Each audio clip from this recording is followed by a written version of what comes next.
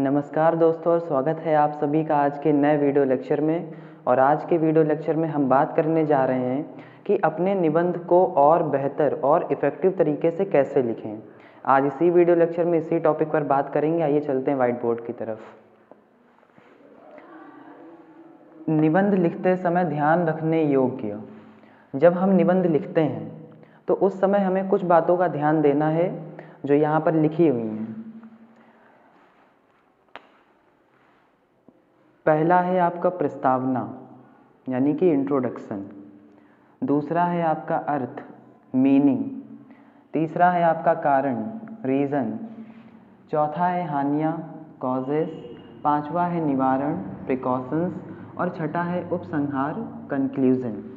ये 6 पॉइंट्स हैं जो आपको अपना एसे लिखते टाइम माइंड में रखनी है।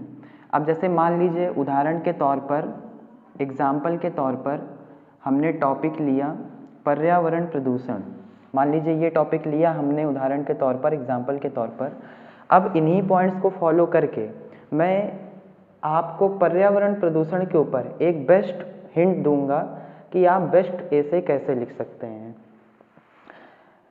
जैसा कि हमने पहला पॉइंट बताया प्रस्तावना में, इंट्रोडक्शन में, टॉपिक के बारे में अवगत कराना। इंट्रोडक्शन में आपको क्या करना है, जिस टॉपिक पर आप एसे लिख रहे हैं उसके बारे में आपको अवगत कराना है। सेकंड नंबर पॉइंट है अर्थ।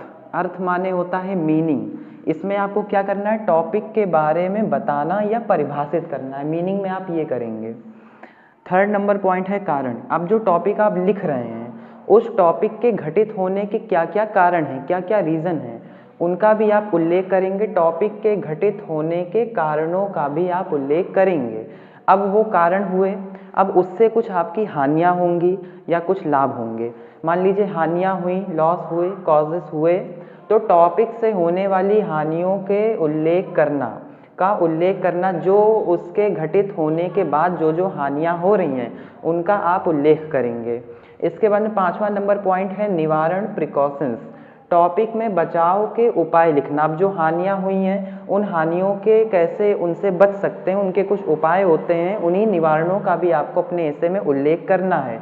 और लास्ट पॉइंट होता है आपका उपसंहार। उपसंहार में हम क्या करते हैं, निष्कर्ष बताना। जो आपके पूरे एसे का एक समरी निकलता है, शॉर्ट निकलता है, उसका आप डिस्क्राइब अपने उपसंहार यानी कि निष्कर्ष में आप बता सकते हैं।